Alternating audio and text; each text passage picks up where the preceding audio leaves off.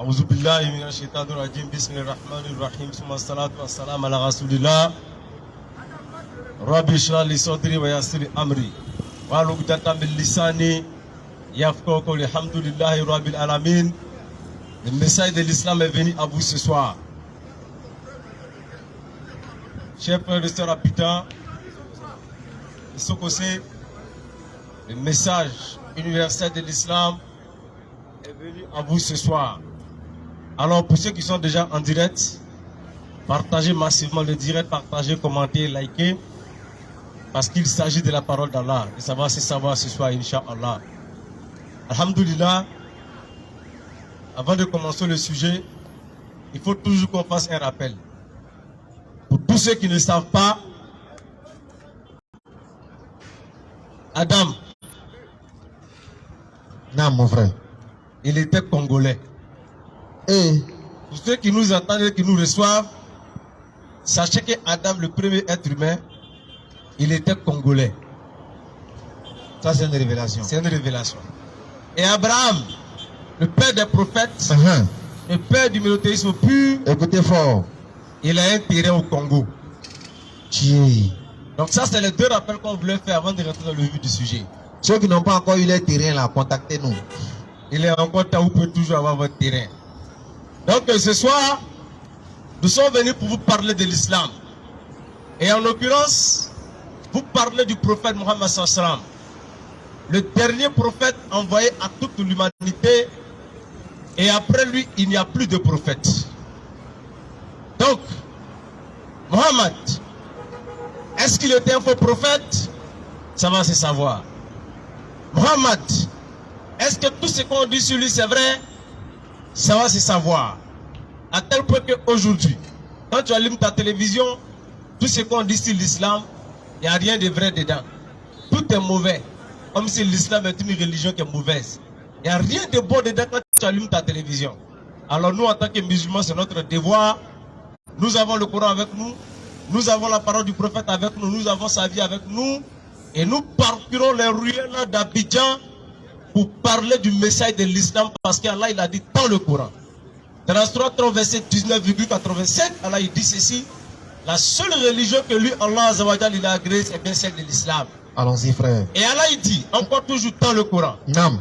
il dit: quiconque désire une religion autre que l'islam, de celui-là ne sera point agréé, et il sera dans l'au-delà parmi les perdants. Surat 3, verset 85. Ça veut dire qu'en dehors de l'islam, il n'y a point de religion. C'est pas faux. En dehors de l'islam, il n'y a point de religion qui puisse sauver. Le salut n'existe qu'en islam, parce que l'islam est la religion de tous les prophètes. Allahu Akbar. Abraham, Jésus et j'en passe. Nam. Cheikh Adam, bismillah. أعوذ بالله من الشيطان الرجيم بسم الله الرحمن الرحيم والصلاة والسلام على رسول الله وعلى آله وأصحابه وما تسنى بسنة إلى يوم الدين ربي اشرح لي صدري ويسر لي أمري واحلل عقدة من لساني يفقهوا قولي. On remercie Allah, le Seigneur de l'univers, le Créateur des cieux et de la terre, celui-là même qui nous a envoyé un dernier prophète après la disparition des prophètes, de telle manière que les êtres humains puissent suivre cette dernière lumière-là qui est venue avec le prophète Mohammed alayhi salatu wassalam. Nam. Donc aujourd'hui, population des deux plateaux, Oui. précisément Sokosé, Nam. vous avez l'honneur Oui. de recevoir les fils de l'islam chez vous Nam. pour vous transmettre le message universel de l'islam. Et aujourd'hui, on a choisi un très beau thème, Oui. un thème même qui est d'actualité, Nam. qui peut procurer le salut à l'être humain. C'est de savoir Mohammed alayhi salatu wassalam Nam. est le dernier prophète envoyé à l'humanité. Mais avant de commencer, Oui. on va toujours vous adresser la salutation des gens du paradis. Nam. Cette salutation-là qui transcende toutes les barrières linguistiques. Et cette salutation-là, tout le monde en a besoin. que tu sois président, que tu sois ministre, Naam. que tu sois commerçant, que tu sois mécanicien, peu importe ce que tu sois, Naam. tu as besoin de cette salutation-là. Oui. Et c'est quoi cette salutation? Écoutez. Salam alaikum wa rahmatullahi wa barakatuh. Ça veut simplement dire Oui. que la paix de Dieu soit avec vous. Naam. On trouve ça dans le Coran, Surat 10, et on trouve cela également dans Jean 20, 21 Naam. et Jean 20, verset 26. Jésus dit que la paix soit avec vous. Naam. Pour vous dire, il n'y a pas bonjour dans le Coran, Oui. il n'y a pas bonsoir aussi dans la Bible. Naam. Donc, habitants d'ici, Écoutez. le thème d'aujourd'hui, ça va faire fort. Naam. Est-ce que Muhammad alayhi salatu wassalam, c'est même pas est-ce que Muhammad alayhi salatu wassalam, il est le dernier des prophètes envoyés à l'humanité. Naam. Donc toi, être humain, la première des questions que tu dois te poser en entendant ça, c'est de se demander, est-ce que je fais partie de l'humanité? Si tu fais partie de l'humanité, Naam. alors que Muhammad alayhi salatu wassalam, il est le dernier des prophètes, Naam. moi je veux savoir, Écoutez. quand un dernier prophète il vient, sommes-nous sous la législation de ce dernier prophète ou bien nous sommes sous la législation des prophètes antérieurs? Question. Lorsque Dieu nous envoie un dernier prophète, Naam. c'est pour que nous suivons ce prophète-là ou bien c'est pour qu'on le regarde comme cela? Et si le prophète Muhammad alayhi salatu wassalam, il est venu pour toute l'humanité, est-ce que nous qui faisons partie de l'humanité, est-ce que nous sommes concernés par son message? Bien sûr. Donc, chers parents, Écoutez. on va essayer de développer également ce thème aujourd'hui. Naam. Parce qu'aujourd'hui, comme on a pour habitude de le dire, et surtout dans nos émissions qu'on a pour habitude de le faire, Naam. à savoir les réponses aux allégations mensongères contre l'islam. Naam. On a eu à développer certains trucs parce que des gens, ils accusent l'islam de parler ignorance, Naam. d'autres parlaient méconnaissance, il y a d'autres également qui ne savent pas, Non. il y a d'autres qui sont dans l'ignorance, il y a d'autres également qui sont dans l'illusion de la connaissance, Non. il y a d'autres même qui ne veulent même pas écouter la vérité. Donc on vous dit, Écoutez. avec toutes ces différentes émissions que nous faisons, pour vous apporter la lumière de l'islam. Naam.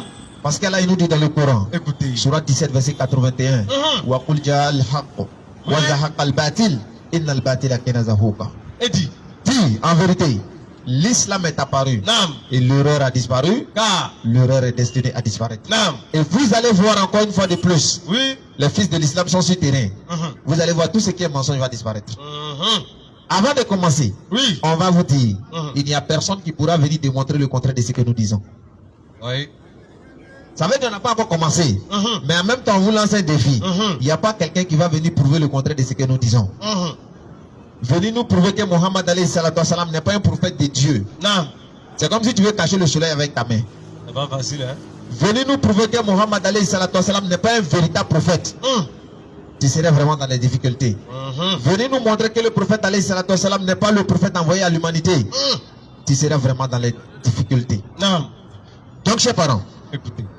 pour commencer, on va dire, on remercie Allah, le Seigneur de l'univers, Naam. celui qui nous a envoyé tous les prophètes dans le but de venir nous appeler à la soumission totale à la volonté de Dieu. Naam. Vous devez savoir que l'islam, Naam. c'est une religion qui a été donnée par Allah aux créatures. Et l'islam a commencé avec la première des créatures qui s'appelle Adam alayhi salatu wassalam. Naam. C'est comme un projet. Quand quelqu'un veut faire par exemple un projet de construction, on commence d'abord le plan.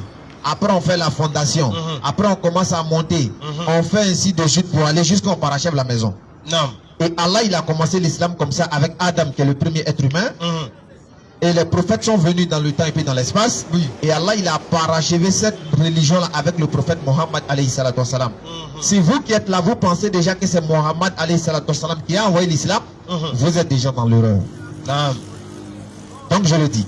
Oui. Allah il nous dit dans le Coran, Naam. Surat 21 à partir du verset 25.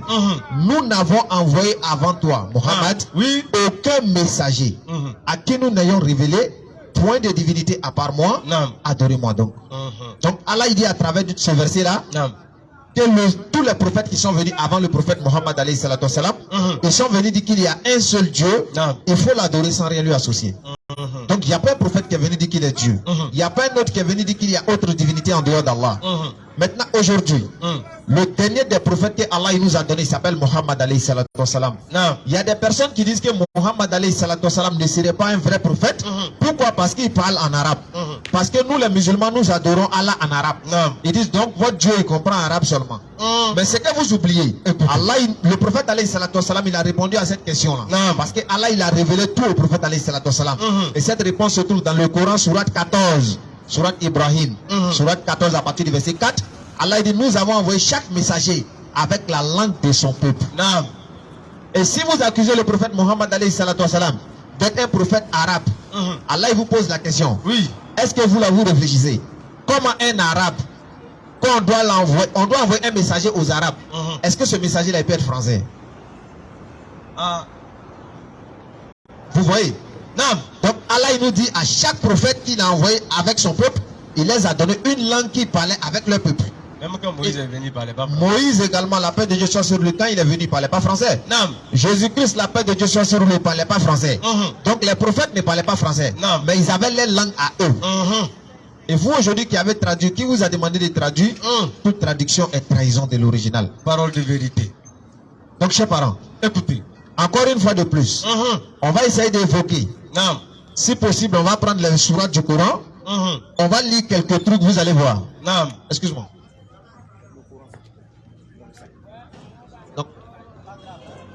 Donc on va lire des versets et vous allez comprendre.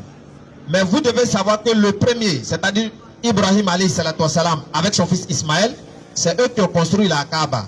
Et lorsqu'ils ont construit la Kaaba, ils ont fait une demande à Allah, le Seigneur.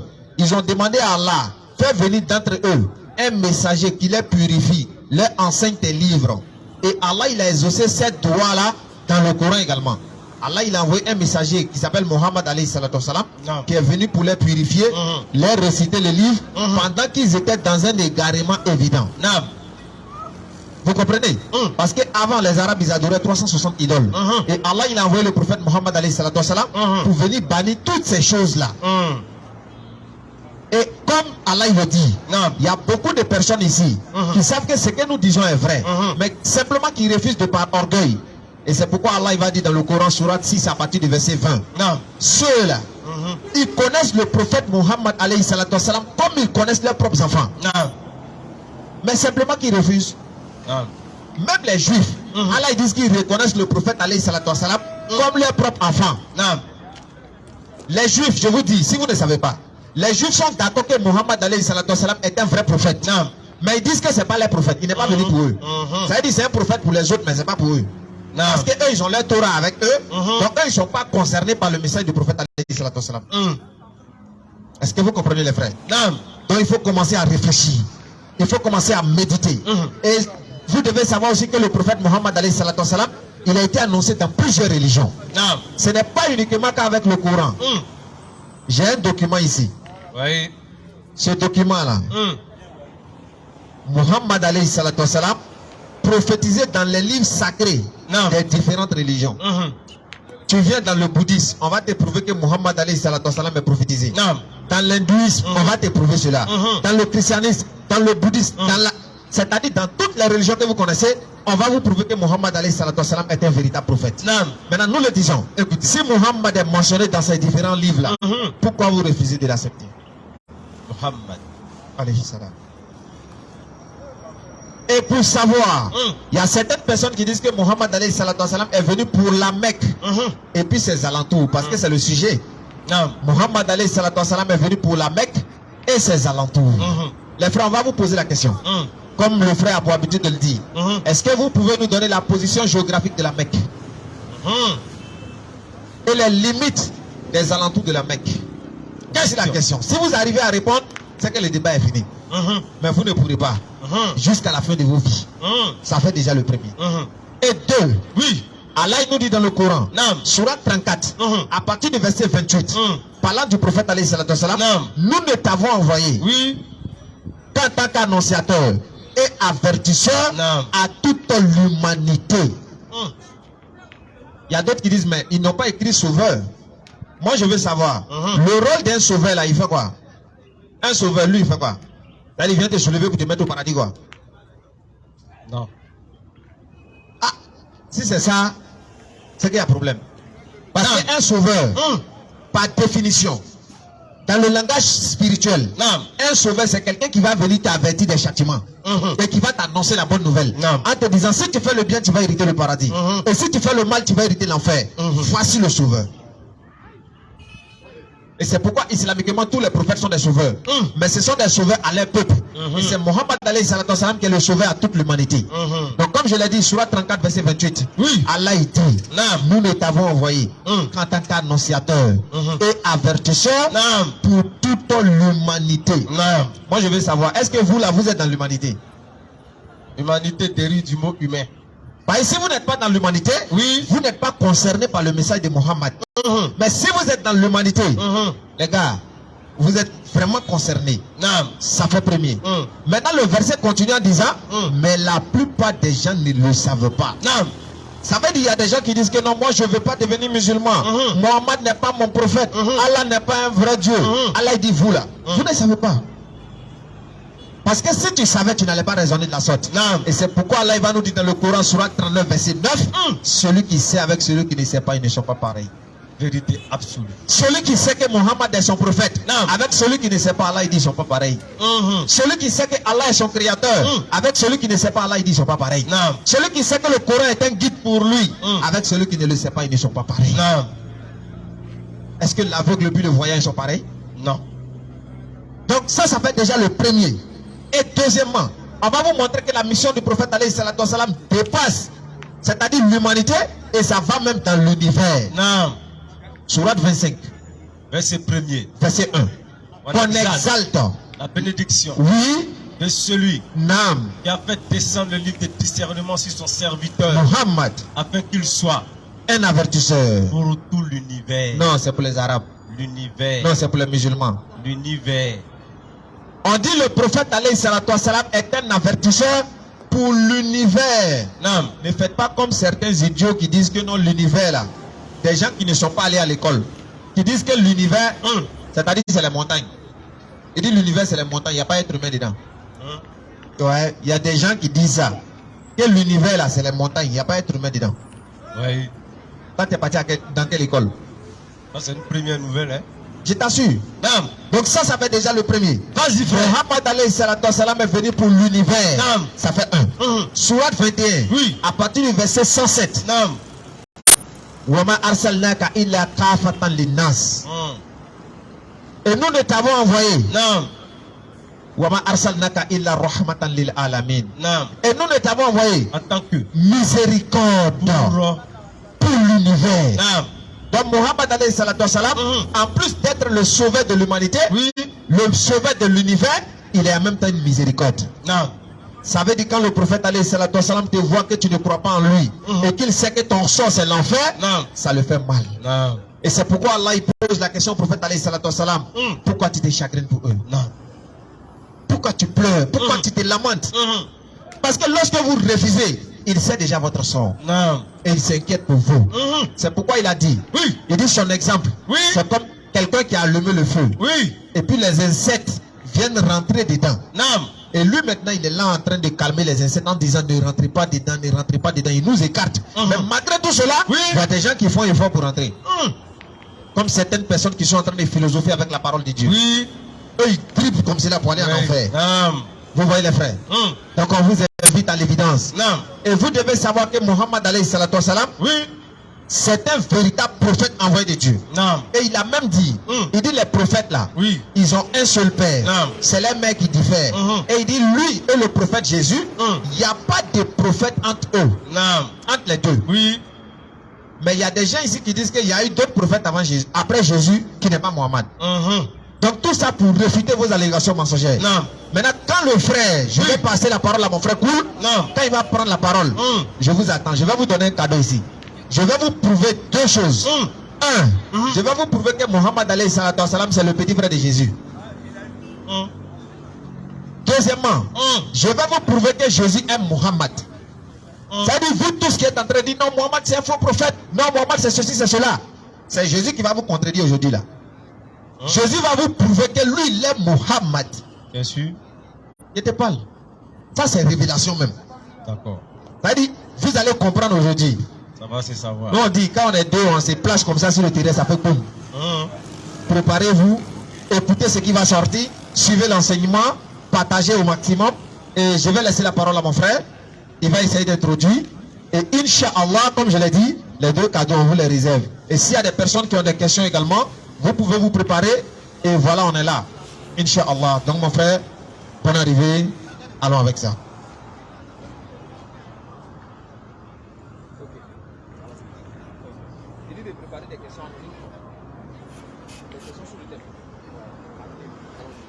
Alhamdulillah Rabbil Alamin.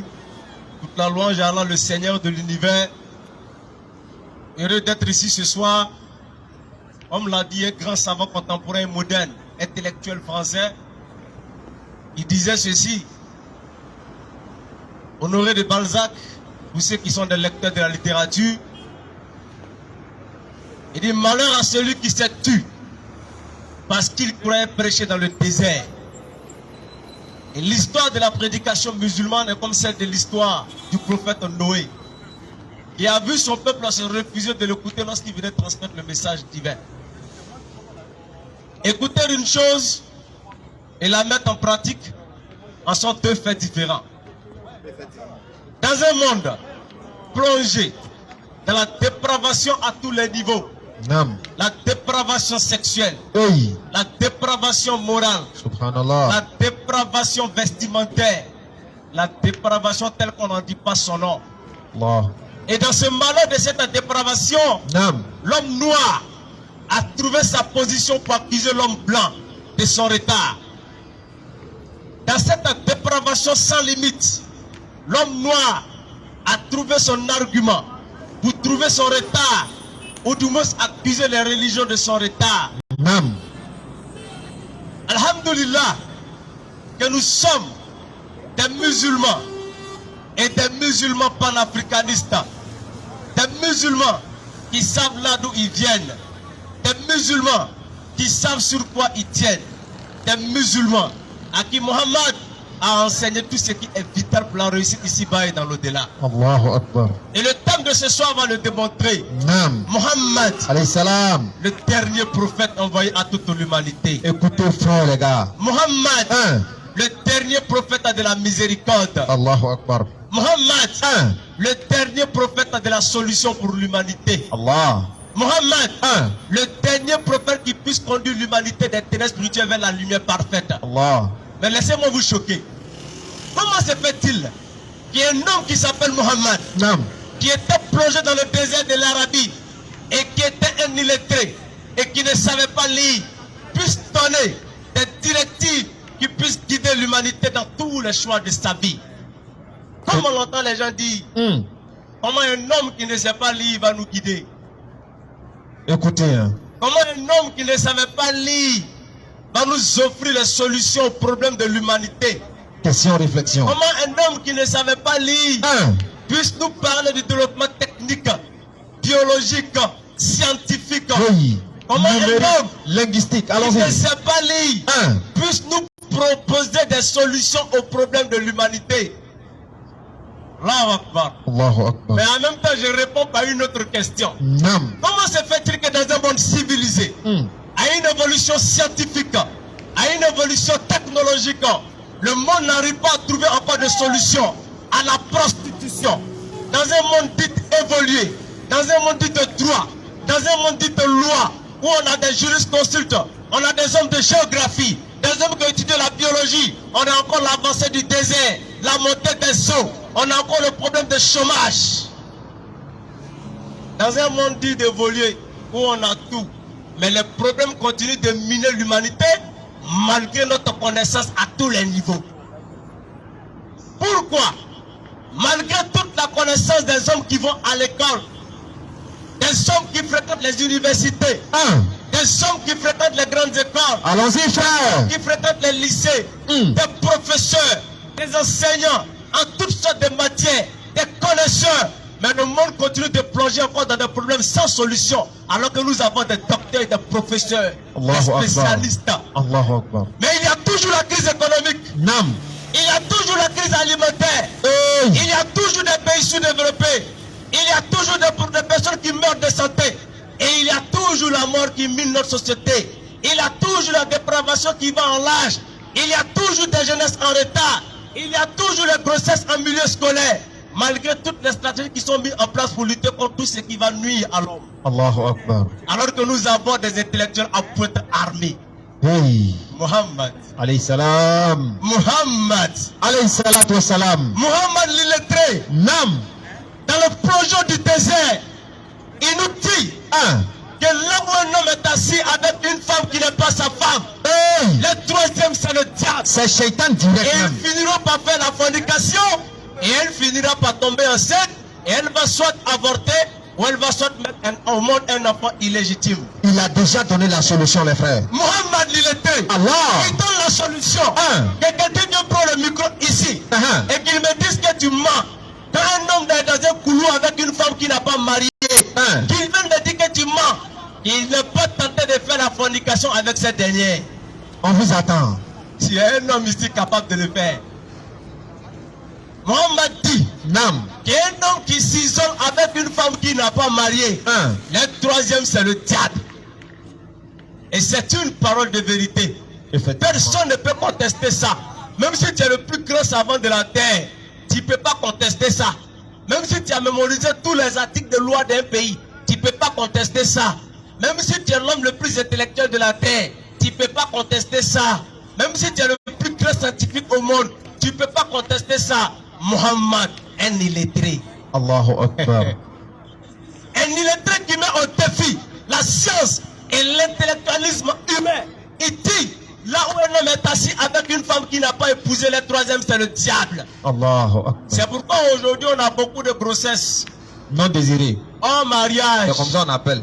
Non désiré. C'est pourquoi aujourd'hui on a beaucoup des enfants qu'on enseigne à l'école. Parce qu'on est dans un système Nam. où on prend un jeune garçon pubère, on le met à côté d'une fille qui est pubère. Oui. Et elle est en mini. Et le professeur est en train de donner un cours à l'école. Subhanallah. Et demain, on s'étonne que ce jeune garçon enceintait cette dernière. Et on vient mettre en place des stratégies pour lutter contre les grossesses en milieu scolaire. Alors que Muhammad a déjà donné la solution, ça fait plus de 1400 ans. Allahu Akbar. Surah 33, 58. Il dit, isoler les hommes, Oui. isoler les femmes. Nam. On n'allait plus entendre parler de ça. Et c'est pourquoi la preuve, allez-y dans les écoles dites écoles madrasa, Nam. les écoles confessionnelles, les écoles islamiques, où il y a les jeunes garçons et les jeunes filles. Vous avez déjà entendu là-bas qu'il y a un petit en certaines filles là-bas? C'est pas possible, les gars. Vous avez déjà entendu qu'à l'école, un petit a mis enceinte une fille de l'école de madrasa? Posez-vous les bonnes questions, les gars. Est-ce que vous l'avez déjà entendu? Parce que Muhammad, l'illettré, avait répondu à cette solution. Il avait donné cette solution, Muhammad. Lorsque la Covid est arrivée, on a vu des hommes de Dieu qui sont rentrés dans les tours. Des hommes qui disaient que si on met la main sur toi, tu vas guérir. Quand la Covid est arrivée, ils ont fermé tous les lieux de culte. Et même s'ils mettaient main, la Covid allait les prendre. Les hommes ont eu peur de mettre les mains sur les hommes pour qu'ils puissent guérir. Les hommes même attendaient que les solutions viennent de l'extérieur. Allah. Alors que Muhammad, Nam. il avait déjà donné la solution. C'est pas faux. Et c'est pourquoi la Covid s'est multipliée. Le virus s'est multiplié et allait sur tous les cadres de la terre. Nam. Parce que la solution que Muhammad avait donnée, Écoutez fort. si ça avait été appliqué, Il n'y aura pas tout ça. la Covid n'allait même pas arriver ici en Afrique. Il dit lorsqu'il y a une pandémie quelque part là, ceux qui sont là-bas là, qu'ils restent là-bas. Ne sortez pas pour aller contaminer les autres. Quand il y a une pandémie dans un endroit, Nam. la pandémie a commencé en Chine. Oui. Ceux qui ont été affectés, personne ne doit sortir de la ville. Et ceux qui ne sont pas affectés ne doivent pas rentrer là-bas aussi. Personne ne doit rentrer dans la ville.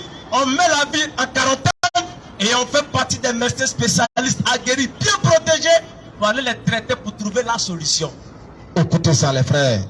Un illettré, Un illettré un faux prophète, qui selon vous. propose des solutions que des intellectuels aguerris n'ont pas pu trouver. Et finalement, on est condamné à vivre avec la Covid comme on est condamné à vivre avec la maladie du paludisme. C'est pas faux, hein? Muhammad, Alayhi salam. un illettré. Allahu Akbar.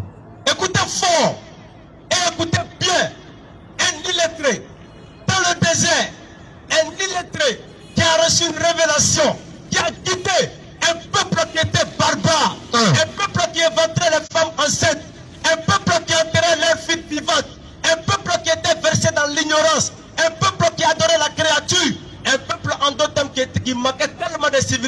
civilisation. Et un grand savant occidental qui a étudié leur vie, qui s'appelle Thomas Carlyle. Naam. Il dit ceci. Écoutez fort. Il dit, les Arabes, avant l'avènement de Mohammed, ils étaient des animaux dans la chair humaine. Ils étaient des animaux qui étaient revêtus de la peau des humains. Allahu Akbar. Tellement que les Arabes étaient plongés dans la barbarie.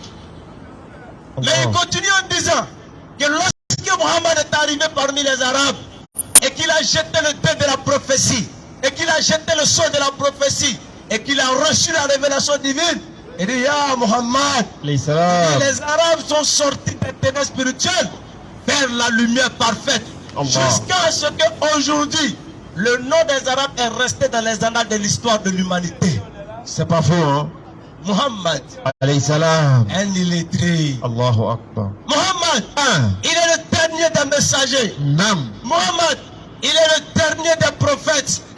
Muhammad, Nam. La miséricorde manifestée. La miséricorde personnifiée. La seule solution pour l'humanité. Aujourd'hui, on parle de racisme. Aujourd'hui, on parle de la supériorité d'un peuple sur un autre peuple. Allah. Même ici en Côte d'Ivoire, on a vécu ça. Où des ethnies croyaient être supérieures à d'autres ethnies. Allah. On vit ça. Où des couleurs de peau se croient être supérieures à d'autres couleurs de peau. C'est pas faux. Les Africains sont en train de se tirailler. Parce que les Africains croient être meilleurs que d'autres Africains. Allah. Et c'est pourquoi j'ai dit tout à l'heure, quand vous regardez le retard de l'Afrique, vous allez partir accuser l'homme blanc. C'est pas lié. C'est malheureux de voir des Africains intellectuels mais à la fois ignorants. Allahu Akbar. Des ignorants ignorés. C'est malheureux de voir des Africains intellectuels mais à la fois malhonnêtes. Allah. C'est malheureux de voir des Africains à la fois intellectuels et qui n'ont pas d'intégrité. C'est malheureux de voir des Africains à la fois intellectuels et qui ont perdu le seul espoir. La seule chose qui puisse leur rester qu'on appelle la dignité. Allahu Akbar. Oui. Je le dis en tant que musulman panafricaniste. Naam. Les Africains sont des Africains intellectuels. Mais nous avons perdu notre dignité. C'est pas faux. On a perdu notre dignité. On a perdu cette dignité qui fait que l'Afrique est en retard. C'est pas faux, hein, les gars. Et accuser l'homme blanc, du retard de l'Afrique, ça s'est tiré une balle dans le pied. c'est la plus grosse preuve Vraiment. de l'irresponsabilité des Africains. Vraiment. C'est pourquoi, surtout aux Kamites, j'aimerais bien que quelqu'un puisse m'affronter sur ce thème-là. Les Kamites, là, on a besoin de vous, les gars. Est-ce que c'est l'homme blanc qui est à la base du retard ou du développement de l'Afrique aujourd'hui? S'il y a un Kamite qui est prêt pour ça, on va organiser le débat. J'aimerais quelqu'un pour m'affronter sur ce sujet. Allah, à ce jour-là, ce dernier ne va plus jamais parler encore du retard de l'Afrique lié à l'homme blanc. Les Kamites, on a besoin de vous, les gars. Quand vous allez dans les hôpitaux, dans les hôpitaux en Côte d'Ivoire ici, partagez le direct.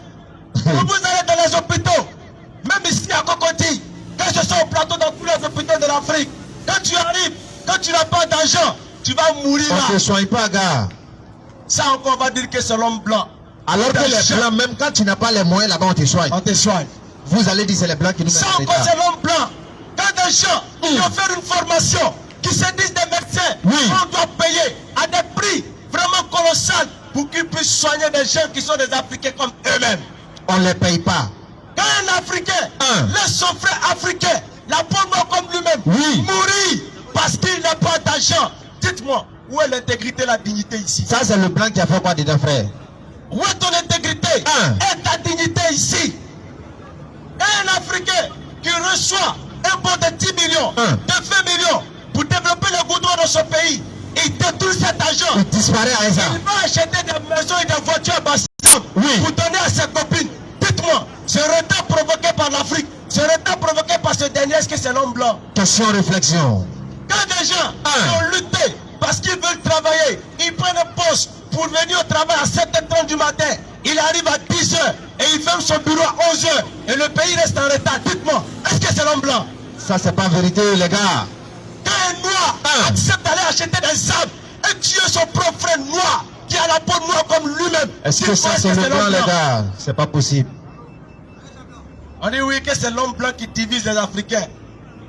J'ai dit, mais si l'homme blanc est parvenu à diviser les Africains. C'est que les Africains même étaient divisés. Au point qu'un Africain arrive à prendre une arme Contre son frère africain. pour tuer son propre frère africain de peau noire comme lui-même. Nam.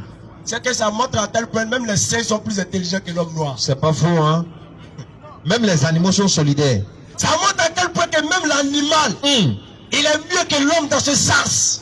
Surtout l'homme noir. Allah. Et personne ne me dira le contraire. Allez-y dans tous les pays d'Afrique. Une fois qu'on dit qu'il y a élection, tout le monde a peur. Élection égale à la guerre. Je t'assure. Élection égale à la division dans un pays. Des gens qui vivent tranquillement dans un pays. Mais quand les élections arrivent, tu entends celui-là, il n'est pas ivoirien. Il n'est pas burkinabé. Tu entends celui-là, il n'est pas malien. Des choses que vous ne verrez jamais chez l'homme blanc. Mais on voit ça chez nous ici. Et pour finir, les Africains prennent des armes contre eux. Ils s'entretuent. Au nom de quoi? D'un pouvoir. Est-ce que ça c'est l'homme blanc? Non, non, non, les gars. Est-ce que c'est l'homme blanc qui occasionne tout ça? C'est pas possible, les gars. Et c'est pourquoi l'illettré Mohammed, celui-là qui était dans le désert de l'Arabie, Écoutez fort. écoutez cette parole qu'il nous donne. Il dit ceci. Oh, vous les hommes, Nam. que tu sois un blanc, Que tu sois vert. que tu sois un noir, Que tu sois bleu. que tu sois un ivoirien, Que tu sois jaune. que tu sois un chinois. Que tu sois un malien. Il dit écoutez, oh, vous tous les hommes, Nam. vous êtes tous mathématiquement descendants de Adam. Écoutez, les gars. Parce que Adam est le premier être humain. Nam. Vous avez été tous tirés de Adam. Il dit retenez ceci, que vous allez tous retourner à la poussière. Et il continue en disant ceci. L'arabe n'est pas supérieur à un non-arabe. Et un non-arabe n'est pas supérieur à un arabe. Allah. Le blanc n'est pas supérieur au noir. Et le noir n'est pas supérieur Et au le blanc. noir n'est pas supérieur au blanc. Que par le ministère de la piété. Allahu Le Akbar. meilleur d'entre vous devant Dieu, Nam. c'est celui qui craint Dieu le plus. Surat 49, verset 13. Nous vous avons créé d'un mâle et d'une femelle. Nous avons fait de vous des nations et des tribus pour que vous vous entreconnaissiez. Le meilleur parmi vous, c'est celui qui craint Allah le plus. Donc l'islam pose comme fondement, comme principe de base, comme pilier de base, que l'homme noir n'est pas supérieur à l'homme blanc que par le ministère de la piété. Pourquoi? Parce que la diversité des langues, la diversité des couleurs de peau font partie de la sagesse divine. Surat 30, verset 22. Parmi ces signes, la création des cieux et de la terre, la variété de vos idiomes et de vos couleurs, il y a en cela des preuves pour des savants. Donc la diversité des langues et des couleurs de peau font partie de la sagesse divine. Et sur la base de rien, l'homme n'a le droit d'asservir l'autre. Sur la base de rien, l'homme n'a le droit d'abattre l'autre. Et c'est Mohammed qui nous donne cette solution en disant que les critères de noblesse sont basés sur la piété. Allahu Akbar. Il dit que l'arabe n'a pas le droit d'asservir un non-arabe et de penser qu'il est supérieur à un non-arabe. Et un non-arabe n'a pas également le droit de penser qu'il est supérieur à un arabe. Regardez, Mohammed commence d'abord par la tribu. Nam. Il ne parle pas d'abord de couleur de peau, mais il parle de la tribu. Allah. Il parle de l'appartenance ethnique. Il parle d'abord de la nation. Et lorsque vous ramenez cet élément de l'arabe, que vous ramenez cela par exemple en Côte d'Ivoire, au Mali et au Burkina, il est en train de te dire par exemple que le Burkinabé n'est pas supérieur à l'Ivoirien. L'Ivoirien n'est pas supérieur au Malien. Et le Malien n'est pas supérieur à l'Ivoirien que par le ministère de la piété. Celui qui craint Allah le plus, même s'il est burkinabé, il est mieux que toi. Donc si je prends le Burkinabé et que je le place au même pied d'égalité que moi l'Ivoirien, en pensant que moi lui on est pareil devant Dieu je suis mieux que tous ceux qui vont penser qu'il est mieux qu'un Burkinabé. C'est pas faux, hein, les gars. Alors, imaginez-vous un seul instant.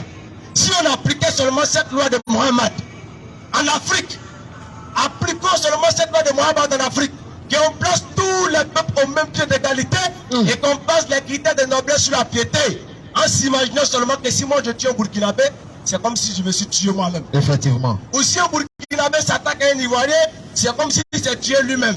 Et qu'on avait ce fondement ancré dans nos esprits. Là, on n'aurait jamais parlé de mort ici pendant les élections. Effectivement. On n'aurait jamais parlé de mort ici. Et on n'aurait jamais parlé de conflits interethniques. On n'aurait jamais parlé de division en Afrique. Et c'est Mohammed qui nous propose cette solution-là. Allahu Akbar. Et pour mettre fin au racisme, Mohammed continue. Pour mettre fin au racisme, il dit ceci. Il dit l'homme noir n'est pas supérieur à l'homme blanc. Allah.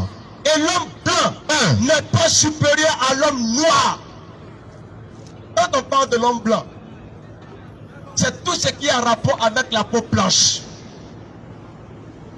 Et quand on parle de l'homme noir, c'est tout ce qui a rapport avec la couleur noire. Allah. En d'autres termes, les Africains et consorts, et les Noirs qui sont aux États-Unis et autres, et les Blancs, c'est tout ce qui a la peau blanche. Allah. Maintenant, imaginez-vous un seul instant qu'on a pris cette dernière partie de la parole de Mohammed. Alayhi salam.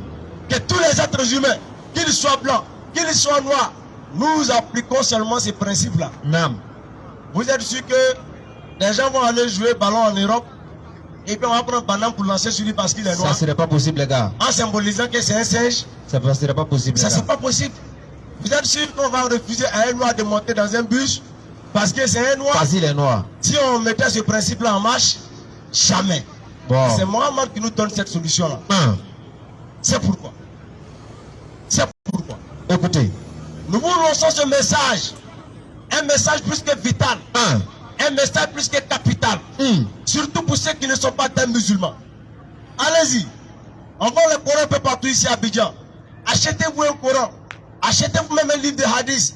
Lisez la vie de Mohammed. Lisez le Coran. Vous allez découvrir qui est ce monsieur. Et le prophète alayhi salatu wassalam, il a dit, Allah il ne regarde pas vos corps. Il ne regarde pas vos formes. Allah il regarde vos intentions et puis vos actions. C'est ce que Allah il regarde. Et il dit également, n'est pas des nôtres celui qui se bat pour une cause raciste ou qui meurt pour une cause raciste. Le prophète alayhi salatu wassalam dit, tu ne fais pas partie de lui. Vous comprenez? Non. Donc on ne doit pas baser tous. Subhanallah. Et ce que le frère il venait de dire tout à l'heure, le prophète alayhi sallam, il a dit, il dit, ô gens, vos sangs, vos biens, vos honneurs sont inviolables jusqu'à la rencontre de votre Seigneur, aussi inviolables.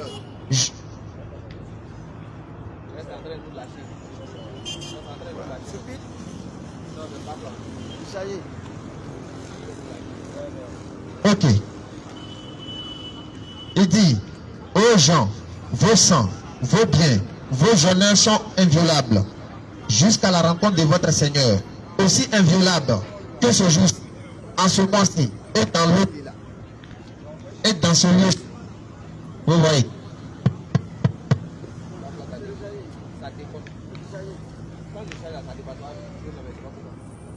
Ok.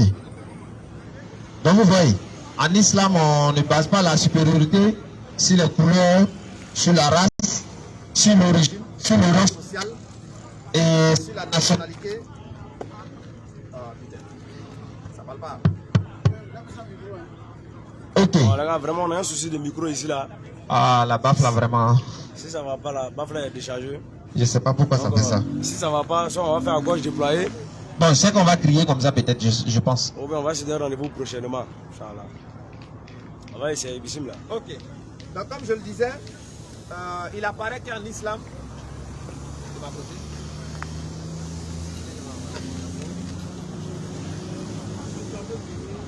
ok, donc comme je disais, voilà, il apparaît qu'en islam également, la couleur, la race, le rang social, la nationalité, l'origine n'ont aucune valeur en islam.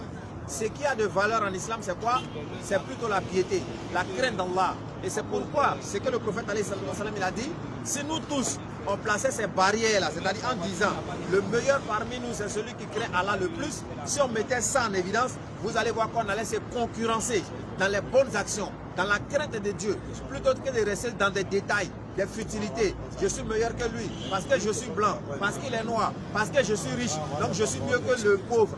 On allait enlever toutes ces barrières-là et on allait avoir la même objectivité, qui est le fait de se concurrencer. Et Allah, il a dit dans le Coran, il dit concurrencez-vous, rivalisez-vous dans les bonnes œuvres, les bonnes actions. Mais pourquoi aujourd'hui on s'est détourné de ça? Pourquoi on s'est détourné de ça aujourd'hui? C'est parce qu'on pense être meilleur que les autres. Et lorsque tu penses être meilleur qu'un autre, alors que celui-ci a la crainte de Dieu plus que toi, il est meilleur plus que toi. Et c'est pourquoi nous, en islam, on n'a pas le droit de se considérer meilleur que les autres. Les gars, partagez le direct, partagez Vous massivement, likez et puis commentez. Donc vous comprenez. Et c'est pour vous dire quoi? Le prophète alayhi salatu wassalam, wallahi, que si vous étudiez sa vie, vous allez devenir musulman sans même qu'on vous le dise. Regardez tout ce qu'on vient d'énumérer tout à l'heure. L'Afrique aujourd'hui est en retard. Ce n'est même pas lié aux enseignements du prophète alayhi salatu wassalam. Non. Simplement, c'est lié à notre mentalité à nous. Parce que nous, en tant qu'êtres humains aujourd'hui, on a des mentalités diverses. On ne connaît même pas les comportements du prophète alayhi salatu wassalam. On ne sait pas comment marcher. Alors que Allah il nous a dit dans le Coran, vous avez dans le messager d'Allah un excellent modèle à suivre pour quiconque espère en Allah et au jugement dernier. Donc le prophète alayhi salatu wassalam, il est notre excellent modèle. On doit le suivre. Et qu'est-ce qu'il nous a donné comme enseignement? On ne sait pas. On ignore. Et comme on veut marcher, aujourd'hui on devient des ennemis. Le prophète alayhi salatu wassalam, il a dit, ne vous détestez pas, ne vous enviez pas. Mais qu'est-ce que nous voyons aujourd'hui? Des gens qui se détestent. Le frère noir qui est l'ennemi. Oh, subhanallah. C'est-à-dire un noir qui déteste son frère noir parce qu'il est riche. Un noir qui déteste son frère noir parce qu'il est intellectuel. Écoutez, un noir qui déteste son frère noir parce qu'il a des magasins. Ça, c'est l'homme Comment noir. on peut évoluer avec ça? Ça, c'est l'homme noir, écoutez. Comment on peut évoluer avec ces mentalités? Un noir qui va détester son frère noir parce qu'il a des enfants. Écoutez, hein. Ça, c'est en Afrique, on voit ça Voilà, ici. écoutez. Mentalité d'Africain, écoutez. Un noir qui déteste son frère noir parce que lui, chez lui, quand il vend, on vient acheter. Alors que chez son voisin, on n'achète pas. Simplement. Au lieu de lui demander le secret, souvent il va voir les féticheurs même pour garder son travail. Après, c'est l'homme blanc qui a fait ça. Pendant que les blancs, lorsqu'il voit son frère en train de faire quelque chose, lui aussi il va aller faire ses recherches pour faire quelque chose de mieux. Mais nous ici, qu'est-ce que nous faisons? Souvent, il aide même à réussir. Hein.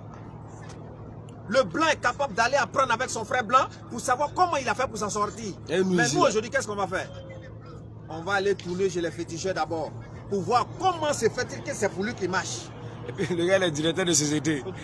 Il est directeur de société, le gars vient de déposer ses dossiers.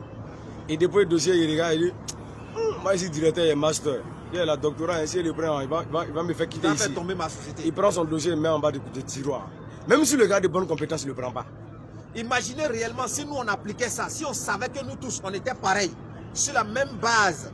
Imagine par exemple que ton frère noir il est là, que toi tu es en Europe par exemple, ton frère noir qui cherche du travail et que toi tu l'aimes comme toi-même.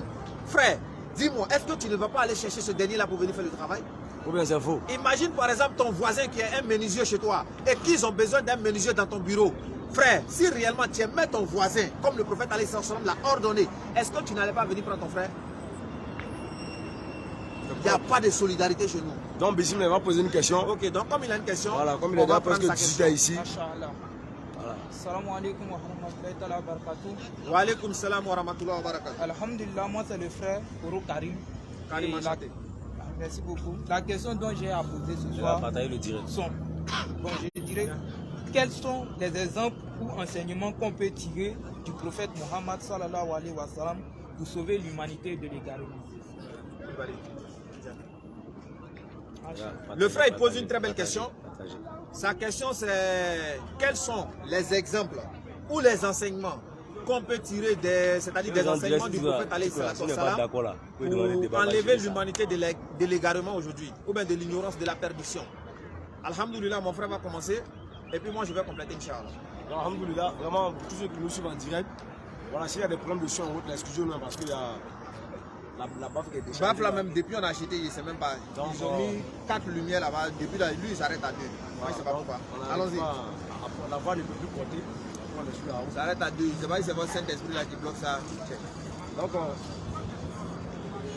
le frère lui demande, c'était quoi déjà la question? Sa question était quels sont les enseignements ou bien les exemples qu'on peut tirer de la vie du prophète alayhi salatu wassalam ou bien de ses enseignements pour savoir, c'est-à-dire pour enlever l'humanité aujourd'hui de l'égarement, de l'ignorance, de toutes ces choses-là.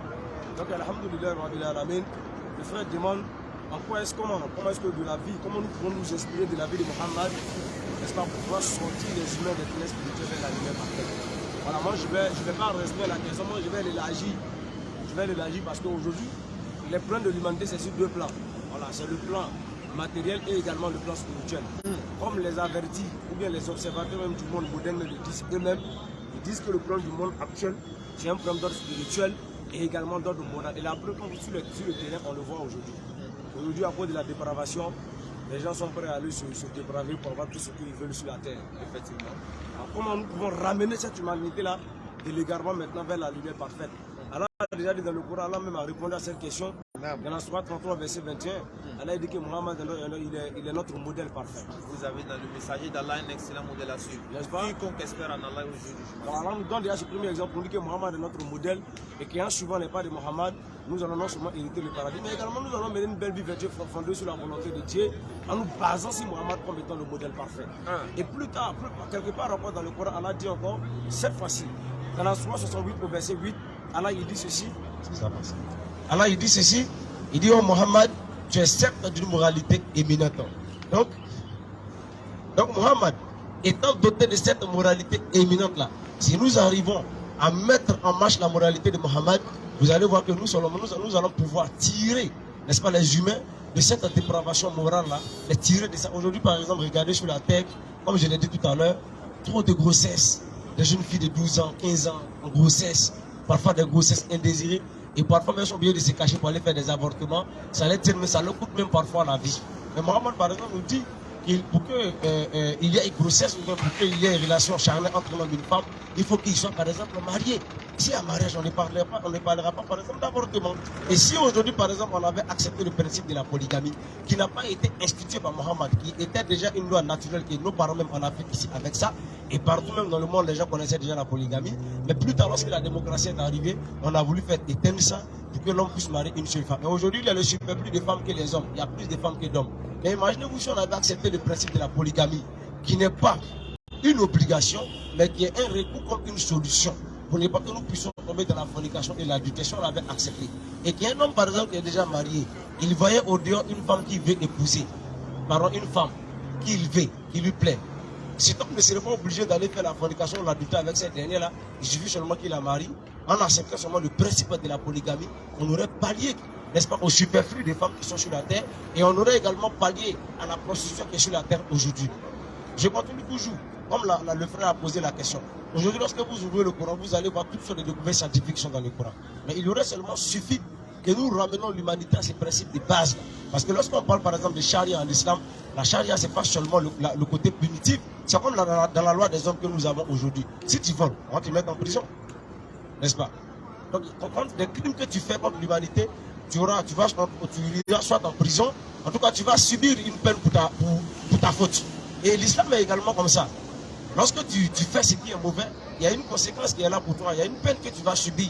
Mais par contre, dans la deuxième partie également de la charia, comme dans la deuxième partie de la loi des hommes, il y a une partie qui est en faveur, n'est-ce pas, des dispositions des hommes dans une société. Par exemple, en islam, tu es en train de marcher, ton argent est tombé, c'est pas pour toi.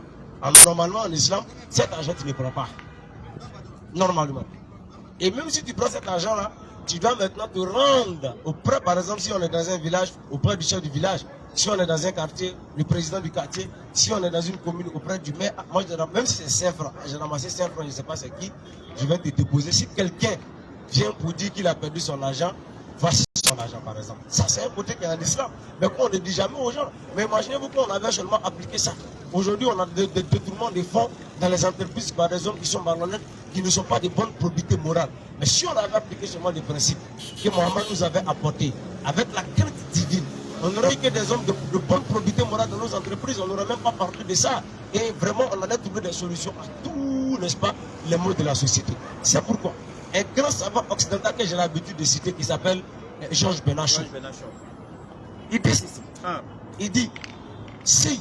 dit d'abord, j'ai étudié la vie de cet homme Mohammed. J'ai étudié la vie de Mohammed. Il dit, loin d'être l'antéchrist. Donc, Georges Benachou dit, pour lui, Mohammed n'est pas l'antéchrist. Il dit, mais si on remettait les clés de gouvernement de notre monde actuel à Mohammed, il dit qu'il trouvera les solutions à tous nos problèmes. C'est pas un musulman, hein? C'est un homme musulman, Georges Benachou. Vous pouvez taper son nom même sur Internet, vous allez voir. Il dit que si on remettait les clés de gouvernement de notre monde actuel à Mohammed, avec tous les problèmes qu'on a, il dit Mohammed allait trouver les solutions à tous nos problèmes. Tous nos problèmes. Allah. Mohammed. Et un autre savant occidental encore a dit ceci, Michael Hart. Il dit que Mohammed est le seul homme dans toute l'histoire de l'humanité qui a réussi sur les deux plans. Le plan séculier et le plan religieux. Il dit qu'il est le seul. Donc en s'inspirant de ces derniers-là comme modèle, vous verrez qu'on va trouver les solutions aux maux de l'humanité et on pourra ramener l'humanité vers la lumière parfaite et on pourra même constituer, pas seulement la nation, mais on pourra constituer les hommes de toute nation et tous les continents de la Terre, on pourra les réunifier rien qu'avec le principe que Mohammed a instauré à Médine. Quand il est arrivé à Médine, il a instauré un principe de paix qui a régi les hommes de Médine malgré les différences de religion, malgré les différences de religion, malgré les différences ethniques, malgré les différences tribales, malgré les différences de nations. Mais Mohammed a pu les réunir dans un nationalisme digne du nom qui a produit des fruits où pour la première fois dans l'histoire de l'islam, Mohammed a instauré ce qu'on appelait l'État islamique. Mais cet État qui ne visait pas à la destruction des droits de l'autre et des devoirs de l'autre, mais ça a permis à ce que tout le peuple, malgré les différences religieuses, ethniques et autres, puisse vivre, n'est-ce pas, en paix, dans la communion et, n'est-ce pas, dans ce qui était l'honneur des hommes. C'est la dernière chose à ajouter. Alhamdoulilah, je crois que mon frère il a déjà tout dit. Simplement, ce que je peux dire, c'est de dire en même temps si on a besoin de trouver des solutions par rapport à tous les difficultés que nous avons aujourd'hui. C'est de simplement suivre les enseignements du prophète alayhi salatu wassalam comme il nous l'a recommandé. Et si on suit ces différents enseignements, vous allez voir qu'on va trouver des solutions à toutes les difficultés que nous vivons. Si par exemple, sur tous les plans, si on prend par exemple sur le plan religieux, sur tous les plans, vous allez voir que le prophète il a donné des enseignements partout. Même dans la manière de se comporter, même dans la manière de manger, même dans tout. Sa vie même est un enseignement. Et c'est la raison pour laquelle Allah dit dans le Coran, Allah dit, vous avez dans le messager d'Allah un excellent modèle à suivre pour quiconque espère en Allah et au jour du jugement des derniers. Regarde par exemple le prophète alayhi salatu wassalam. Il dit que de l'eau, même de l'eau, simple eau, qu'est-ce que tu prends? Il ne faudrait pas que tu bois tout d'un coup en même temps. Et les gens, ils ont prouvé, même les médecins, ils ont prouvé tout récemment là. En te disant que oui, lorsque tu prends de l'eau dans un verre et tu bois tout d'un coup, ça agit sur les reins. Mais comment quelqu'un qui est illettré, quelqu'un qui ne sait pas lire, il a fait comment pour savoir que lorsque tu bois de l'eau tout d'un coup, ça agit sur les reins? Il y en a tellement, il y en a des tonnes. Donc tout ce que le prophète alayhi salatu wassalam il a dit, comme Allah il nous dit dans le Coran, il ne prononce rien sous le fait de la passion, ce n'est rien d'autre qu'une révélation qui lui est inspirée. Il faudrait qu'on cherche. Il faudrait qu'on cherche à étudier sa vie, à comprendre ses enseignements. Également, c'est là où on va trouver des solutions à tout ce que nous vivons aujourd'hui. Si aujourd'hui, les musulmans, par exemple, ils ont gouverné le monde pendant plus de 800 ans, avec quoi est-ce qu'ils ont gouverné le monde? Avec les enseignements du prophète. En ce moment, il n'y avait pas de problème dans le monde. Mais nous, aujourd'hui, on ne peut pas. Pourquoi? Parce qu'on ne suit pas les enseignements d'Allah, on ne suit pas les enseignements du prophète.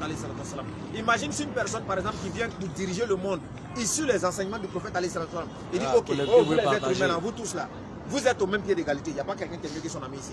Tu es blanc, tu es vert, tu es bleu, vous tous vous êtes la même chose. Le mieux parmi vous là, c'est lui qui craint Dieu le plus. Maintenant, quand on va parler de la crainte de Dieu, on va parler de quoi? Celui qui voit quelqu'un qui a faim et qui lui donne à manger, lui, la crainte de Dieu. Imagine, est-ce que nous tous, on ne va pas se concurrencer à aller faire le bien? On ne va même pas parler d'orphelin même. Mais aujourd'hui, qu'est-ce que le monde nous fait savoir? C'est-à-dire ceux qui sont meilleurs, c'est ceux qui sont riches, c'est ceux qui sont beaux, c'est les stars. Jusqu'à souvent même, ils nous envoient des stars à la télé. Ils nous envoient des stars, ils nous présentent des personnes comme étant des stars et on nous montre leur manière de se vêtir de telle manière que nous, on vit comme eux. Et là, maintenant, on ne vit plus comme nous-mêmes, mais on vit comme ces personnes-là. Alors que vous devez savoir que la télé, là, c'est l'illusion. C'est vous qui êtes la réalité. Non. La télé n'est pas réelle, c'est vous qui êtes réel. Ça, c'est plus que clair. Vous voyez les frères. Donc, revenons aux enseignements du prophète, suivons comme il se doit. Et voilà, on va trouver des solutions à tous nos problèmes. Inch'Allah. Ouais, je suis derrière la caméra pour ceux qui ne me voient pas. Je suis derrière la caméra. Il y a une autre question? On a vraiment la base. On espère que ça répond à ta question. Alhamdulillah. Voilà. Maintenant, cher Adam, non, mon frère. Étant donné que mon frère c'est un étudiant, tout à l'heure il me posait une question. Oui. Mais je vais globaliser la question. Alors, pour ceux qui sont en direct aussi, c'est une question à nous tous. On ne te voit pas où? Oui, on me voit pas. Il veut te voir. On me voit pas, non, il veut m'entendre seulement. Non, il veut te voir. Voilà, donc, pour ceux qui sont en direct aussi, voilà une question. Vraiment, on a les élèves dans les écoles. Les élèves, et puis les étudiants dans les universités. Ici, surtout les musulmans. Vous savez que 5 fois par jour, il faut aller faire la salate. Et les cours sont parfois positionnés à des heures de salate. Or, nous sommes dans des pays dits laïcs où c'est difficile de joindre, n'est-ce pas, le système islamique avec ces systèmes, surtout que l'islam est beaucoup combattu. Alors, quel conseil nous pouvons donner à la jeunesse musulmane, une jeunesse que nous avons motivé à la prospérité et à la quête du savoir.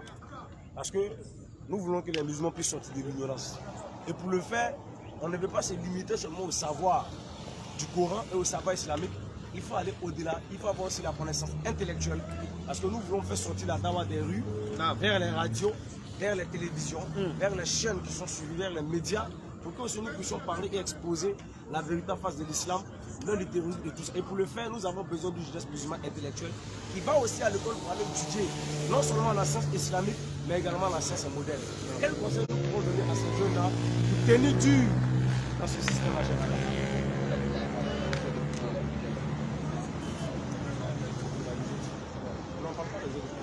Ok, d'accord. Donc, on va déjà dire pour les musulmans déjà qui vont à l'école, ça c'est déjà un bien, parce que les gens ont tendance à croire que les musulmans sont des personnes qui sont illettrées. Voilà, ils nous disent souvent que quand vous partez dans l'école coranique, il faut aller dans l'école française aussi. Et nous, lorsqu'on sort pour prêcher, on montre aux gens qu'en plus d'être des musulmans, en plus d'avoir fait l'école coranique comme ils le disent, on est aussi intellectuel. Et c'est la raison pour laquelle vous allez voir que même dans nos différents débats, nos différents échanges, on essaie de les montrer également aussi qu'on est intellectuel. Voilà, donc on encourage déjà nos frères qui sont déjà sur cette lancée-là, c'est-à-dire dans l'optique d'aller apprendre, parce qu'il faut connaître également aussi, il faut montrer aux gens que le musulman n'est pas quelqu'un qui est ignorant, le musulman c'est quelqu'un qui sait, le musulman c'est quelqu'un qui sait s'habiller, le musulman c'est quelqu'un qui sait parler, le musulman c'est quelqu'un qui sait s'exprimer, le musulman c'est quelqu'un qui sait s'imposer également aussi avec ses différentes connaissances aussi. Donc ça c'est déjà une bonne chose. Maintenant deuxièmement, lorsqu'on va dans les écoles par exemple, et qu'on arrive à des écoles, on voit que des heures sont déjà départies, c'est-à-dire souvent les cours sont là avec les moments de prière. Donc qu'est-ce que tu fais? Pour celui qui a la possibilité, si par exemple tu dois prier la prière à 13h, tu dois prier la prière à 13h, et qu'à partir de 12h30 tu es dehors, mais à partir de 12h30, 35 comme ça tu dois rentrer, tu peux faire ta solat avant de rentrer. Est-ce que tu comprends? Tu peux faire ta solat avant de rentrer. Maintenant il y a des professeurs aussi, tu sais souvent c'est dû à nous, parce que souvent il y a des élèves quand ils arrivent quelque part dans une école, ils montrent d'abord aux gens qui sont musulmans. Est-ce que tu comprends? Donc quand ils montrent qu'ils sont musulmans, ou bien même dans des travaux par exemple, quelqu'un qui va travailler quelque part, quand il arrive, il donne d'abord ses principes, moi je suis musulman. Donc quand les heures de prière arrivent, il demande la permission d'aller prier, on lui permet.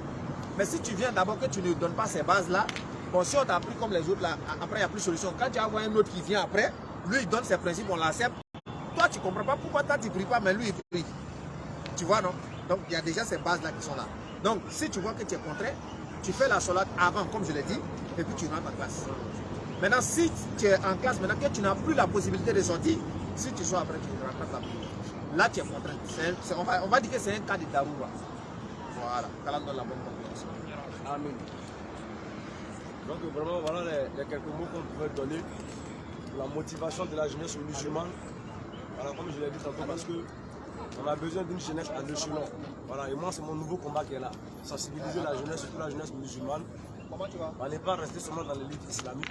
Parce qu'aujourd'hui, ceux qui sont en train d'attaquer l'islam, ils n'attaquent pas seulement l'islam sur la base du Coran, bien sur la base des hadiths, bien sur la base des enseignements seulement islamiques. Ils essaient aujourd'hui d'attaquer l'islam sur la base également scientifique. La dernière fois, je me souviens d'un débat où le gars il disait il y a quoi de. Mohamed a inventé quoi? Il n'y a rien de scientifique dans le Coran. Donc c'est pas seulement ce débat, mais beaucoup d'autres débats comme vous suivez aujourd'hui, on dit oh il n'y a rien de scientifique dans le Coran, c'est un illettré, les musulmans peuvent rien rapporter. Mais effectivement, les gens n'ont pas raison de le dire, mais ils n'ont pas aussi tort de le dire. Pourquoi? Parce que nous avons pris en otage le message de l'islam entre les 4 murs de la mosquée. On ne sort pas pour parler. Alors qu'il faut sortir pour transmettre le message de l'islam, il faut parler de ça. Il faut parler, il faut informer les gens. Et quand les gens voient des intellectuels comme eux-mêmes, étudiés comme eux-mêmes, qui peuvent s'affirmer et qui peuvent affirmer et expliquer l'islam dans des données de la langue telle que nous le parlons, avec à une dimension, à une hauteur vraiment élevée, c'est clair et c'est sans débat. Effectivement, et ces gens-là comprendront non seulement ce que c'est que l'islam, et on aura une jeunesse musulmane aguerrie et avertie pour défendre l'islam, non seulement à l'échelon national, mais également à l'échelon international. On aura une jeunesse musulmane et intellectuelle qui va contribuer aussi au développement de leur pays. Parce que le musulman aussi a besoin en tant que musulman ivoirien, par exemple, ici on a en Côte d'Ivoire, on est ivoirien, l'Ivoirien doit apporter sa pierre à l'édifice, à l'évolution, à la construction, au développement de notre pays qui est la Côte d'Ivoire. Et ça aussi, le musulman ivoirien doit avoir sa main, il doit avoir son pied dans ça. Et pour ça, il faut que nous soyons des musulmans intellectuels qui puissent mettre non seulement en marche les valeurs de notre religion, mais également ces valeurs-là qui nous réunissent autour d'un idéal commun, à savoir le développement du pays. Donc les musulmans doivent apporter cette contribution-là. Scolarisons nos enfants, surtout à nos parents, scolarisons nos enfants, envoyons nos enfants à l'école, permettons d'aller loin, d'étudier pour aller loin. D'aller loin à l'école de pouvoir étudier,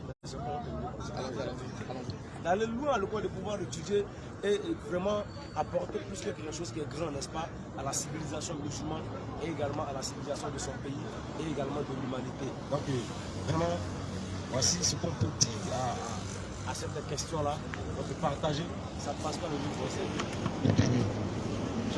Il est en train de forcer, hein, ça ne passe pas.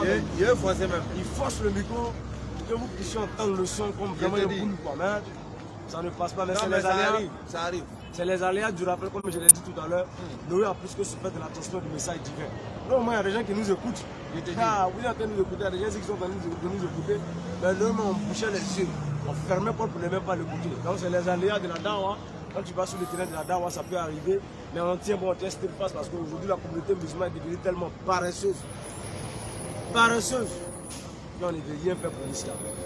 Et c'est ça. Donc, on est obligé de faire avec les moyens de bord que nous avons. À tel point qu'aujourd'hui, même quand tu vas prêcher, si tu fais demande d'aide, on dit prêche à cause de l'argent. Et c'est les musulmans qui le disent. Hein. C'est pas effectivement. Tout ce qu'on fait, on le fait à cause d'argent. Parce qu'il ne veut pas contribuer à la hauteur de ce qu'il veut. Il ne veut pas le faire. On accuse eux de faire quelque chose à cause d'argent. C'est malheureux quand tu ne connais pas ta religion. Et ça, on va préparer un rappel spécial sur ça. À ceux qui aiment Dieu aux autres, c'est à cause de l'argent, ils font ça. C'est à cause de l'argent. On va préparer un rappel spécialement sur ça. Parce que cela démontre clairement que les musulmans aujourd'hui ne connaissent pas leur religion. Quand il s'agit de l'islam, ce que tu peux faire, tu fais. Regardez, on est bloqué. Ça ne passe pas. Mais si on avait des appareils, on avait un groupe, on allait seulement brancher l'appareil sur le groupe. Actuellement, on est en train de prêcher. Vous allez avoir vos mérites. On va avoir nos mérites. Tout le monde allait avoir ses mérites. Et puis, je vais vous dire, l'appareil que vous voyez là, c'est une personne qui m'a gardé, une personne. Voilà, l'appareil est déchargé. On est bloqué. On est obligé de faire comme ça. La vote va porter haute. Ceux qui écoutent sont obligés de partir. Effectivement. Maintenant, il y a des gens qui sont dans les maisons qui sont en train d'écouter. C'est coupé. On est obligé de dire ça maintenant ici. Pour ceux qui sont en train de nous dire et pour ceux qui sont à côté de nous. Les gars, nous sommes des musulmans. Nous sommes des musulmans. Chaque fois venir prendre le micro, venir dans cette direction pour demander, moi franchement je trouve que c'est une honte pour la communauté musulmane partout dans le monde. Vous suivez, vous nous appelez, vous appréciez le travail qu'on fait. On n'est pas obligé chaque fois d'aller lancer des directs pour faire des demandes. Franchement, c'est vous-même qui devez vous mobiliser pour dire, bon les gars, bon nous on est en France là, qu'est-ce qu'on peut faire pour aider cette jeunesse qui prêche en Côte d'Ivoire ou bien qui prêche en Afrique, qui prêche partout, qu'est-ce qu'on peut faire pour eux? Ça vous devez vous mobiliser pour faire quelque chose. C'est votre partition à la dawa. Hein? Si vous voulez, vous allez faire. Si vous voulez ne faire pas, nous on va faire. Nous on s'en fout de ce que vous allez faire. En toute sincérité. Mais moi j'ai mal parfois quand je vois des gens, on est en train de se débattre, tu vois des gens, quand tu entends ce que certaines personnes même disent, même tu as mal. Il y a des gens souvent même qui vous parlent mal dans vos directs. D'autres monde, ceux qui transmettent de gauche à droite là-bas, eux ils vont avoir beaucoup d'argent. Ceux-là, les gens n'ont même pas peur d'écrire ça sur les lives des directs. C'est malheureux. Une communauté, la plus belle communauté. Et c'est ceux-là, tu le vois. Je suis fier d'être musulman. Je suis fier d'être musulman. Je suis fier. Voilà, l'islam, c'est la meilleure religion. À quoi est-ce que ça sert d'être fier si tu n'apportes pas ta vie à l'édifice? À quoi ça sert d'être fier si nous, en tant que musulmans, on ne fait rien pour notre religion? Moi, j'ai l'habitude de poser cette question. Tu vas au travail. Tu prends ton salaire à la fin du mois. Chaque jour, tu vas au travail. Samedi, dimanche, tu te reposes. Ça, c'est pour toi. À part les 5 prières quotidiennes que tu fais par jour, là, tu fais quoi pour l'islam? Question. Hein? Qu'est-ce que tu fais pour l'islam? À part la prière. Il faut que chaque fois que tu vas dormir, pose-toi cette question. Ah, moi là, je ne fais pas pour l'islam. À part la prière. Allah m'a donné un travail. J'ai une voiture, j'ai une femme, j'ai des enfants, j'ai l'argent. Qu'est-ce que je fais pour l'islam? Hey, on n'a plus besoin de construire de mosquée. En tout cas, mosquée, il y a beaucoup. On n'a plus besoin de ça. Mosquée, il y a beaucoup. On n'a plus besoin de ça. On a besoin que le message de l'islam rentre dans les cases et les maisons. C'est pas faux. Et pour ça, là, on a besoin de la contribution de tout le monde. Si vous voulez insulter mon mari, je vais vous dire la vérité. C'est que les autres ne peuvent pas vous dire. Après, il faut couper la patate, tu as balancé. Je vous dis ça. Écoutez, un coup est fâché. Non, je suis fâché. Si vous voulez insulter moi, allez-y, disons je fais d'abord à cause de l'argent. Je m'en fous de vous-même d'abord. Et bien je m'en fous de ce qu'il y a dans vos poches. Et bien si vous voulez ne donnez pas. Voilà. Et Allah dit ceci. Nam. Allah nous a déjà averti. Voilà, si tu as fait pour l'islam, c'est pour toi. Si tu n'as pas fait, c'est contre toi. Ouais. Quand tu fais, c'est pour toi. Quand tu ne fais pas, c'est contre toi. En vrai, tu as donné 10 francs pour la cause d'Allah, c'est pour toi que tu as fait. Hein. Tu t'es arrêté, tu as coûté la paix, c'est pour toi que tu as fait. Hein. Tu t'es débattu pour soutenir ceux qui font la daba, c'est pour toi-même que tu es en train de faire. Hein. Allah est clair. Allah dit le jour où il va venir les livres là.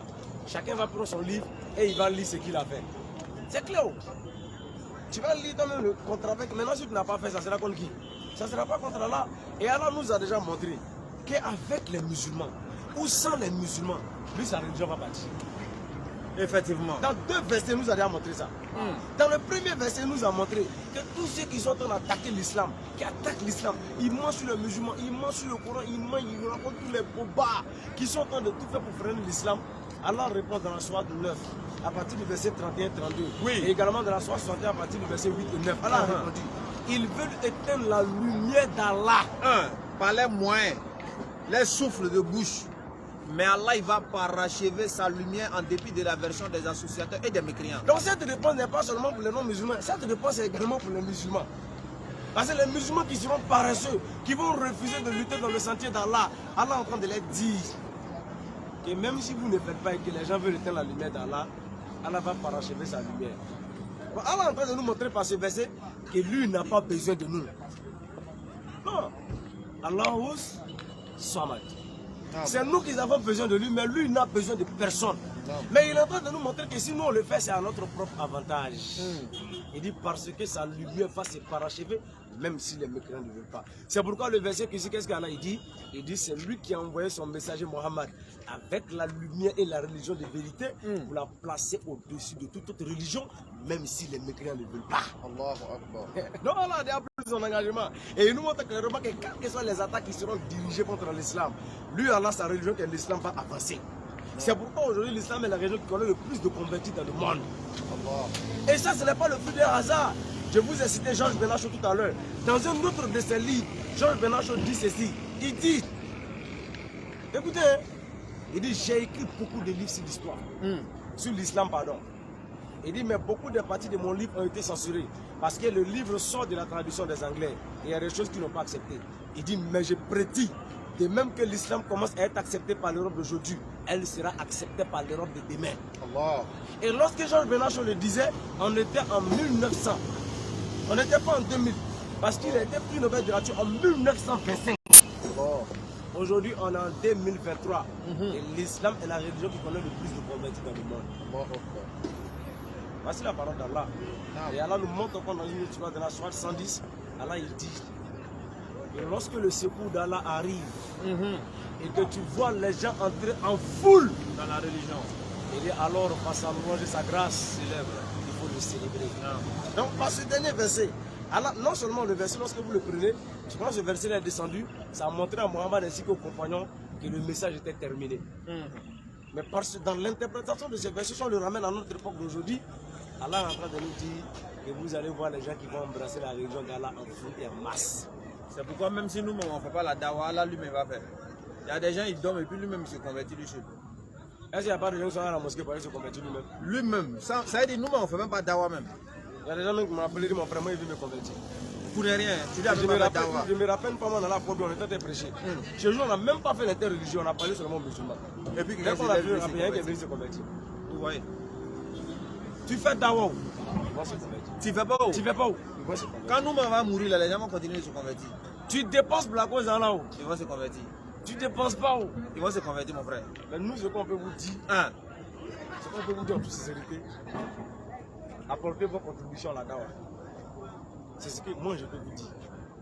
Nous aujourd'hui, on ne vise plus les rues. On vise les pays. Les pays même, partout même. On veut aller ailleurs. On cause avec beaucoup de personnes qui sont à l'extérieur du pays. Ils nous disent beaucoup de choses. Mais on veut disposer de certains moyens pour bouger. Ce n'est pas seulement un groupe qui doit bouger dans la dawa dans un pays. Non, ce n'est pas seulement un seul groupe ou deux groupes. Tous les groupes qui font la dawa ont besoin de bouger. C'est une mobilisation. Moi, il peut venir prêcher et puis quelqu'un va écouter. Ou bien il va écouter et puis ça ne va rien lui faire. Mais une autre personne peut venir parler, puis lui va écouter, puis ça lui fait quelque chose. Donc il faut que chacun mette sa main dans la pâte. Et n'oubliez pas qu'on est en train de construire l'édifice de la religion d'Allah, qui est l'islam. Et nous devons apporter notre participation pour que le message de l'islam puisse aller partout dans le monde. Est-ce que nous aujourd'hui on ne dit pas combien de fois les gens vont dépenser des millions rien que pour construire une entreprise dans ce dunya, pour que ça puisse lui rapporter des milliards. Maintenant imaginez-vous là pour la religion d'Allah. Est-ce qu'on n'a pas besoin de dépenser de notre effort, de nos moyens financiers, de notre force, de notre temps dans ce message divin si on n'a pas besoin de ça? On a besoin de le faire, chers frères et sœurs musulmans et musulmanes.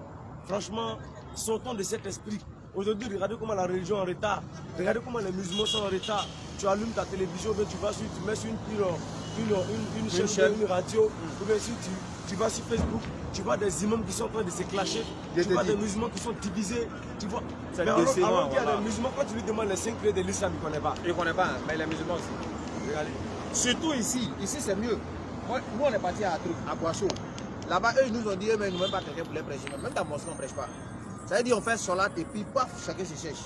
Il n'y a pas quelqu'un pour les prêcher, pour les faire rappel. La jeunesse est livrée à elle-même.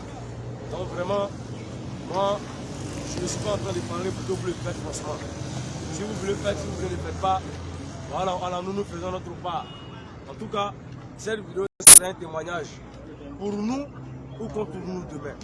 Donc vraiment, si vous écoutez, que chacun puisse apporter sa contribution à la dawa. Si tu peux apporter ta force physique, il faut apporter. Si toi tu penses que c'est l'argent que tu peux apporter, il faut apporter ton argent. Si tu penses que c'est ton savoir, la connaissance que tu peux apporter, il faut apporter cette connaissance. Donc chacun peut apporter sa pierre à l'édifice. C'est dans l'union que nous allons arriver loin. Et Allah nous a montré ça dans le Coran. Allah il dit, il aime ceux qui sont unis et qui luttent en rang serré. Et le prophète Mohammed, c'est avec ça que je vais terminer. Dans un hadith qu'il a donné sous forme de métaphore, il dit les musulmans sont comme les membres du corps. Il dit que lorsqu'il y a un côté qui a mal, c'est tout le côté qui a mal. Et lorsqu'il y a un côté qui va bien, c'est tout le côté qui va bien. Mais par cette métaphore, Mohammed entend parler de quoi? Il parle de tous les musulmans. Il est en train de dire que le problème d'un musulman doit être le problème de tous les musulmans. Si un musulman n'arrive pas à dormir à 2 heures, il faut que tous les musulmans n'arrivent pas à dormir à 2 heures. Si un musulman n'arrive pas à manger, il faut que tous les musulmans se mobilisent pour se mettre ensemble pour que ce dernier-là puisse se nourrir. Par cette métaphore, c'est à ça que Mohammed est en train d'inviter tous les musulmans. Et si un musulman a un événement de joie chez lui, c'est tous les musulmans qui doivent se mobiliser à cette joie-là.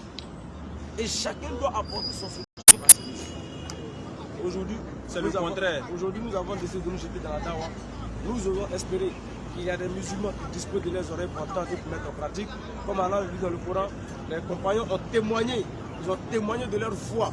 Et ils disaient ceci: nous sommes de ceux qui ont cru, nous sommes de ceux qui ont entendu, et nous sommes de ceux qui, après avoir cru et après avoir entendu, nous avons mis en pratique. Et c'est pourquoi moi je termine toujours mes rappels en disant ceci: l'une des plus grâces qu'Allah a fait à un musulman, c'est le fait d'avoir fait de nous non seulement des êtres humains. Et après avoir fait de nous des êtres humains, il a fait de nous des musulmans. Et après avoir fait de nous des musulmans, il a fait de nous des musulmans pratiquants. Et après avoir fait de nous des musulmans pratiquants, il a fait de nous des musulmans qui adoptent la sunna des sunna, c'est-à-dire la transmission du message divin. Non. Et à ce niveau, que chacun apporte sa pierre à l'édifice. Sur ce chef Adam, ici, on va continuer. Et on va partir pour la en fait, tu as déjà tout dit. Moi, il ne sait plus quoi dire encore. Aujourd'hui, là, seulement moi, il n'est pas conclusion à faire. Il a déjà tout dit. Donc, Barakallahu Fikoum, on va se dire à la prochaine. Demain, on a un débat peut-être à 16h. Donc, restez connectés, Inch'Allah. Assalamu alaikum wa rahmatullahi wa barakatuh.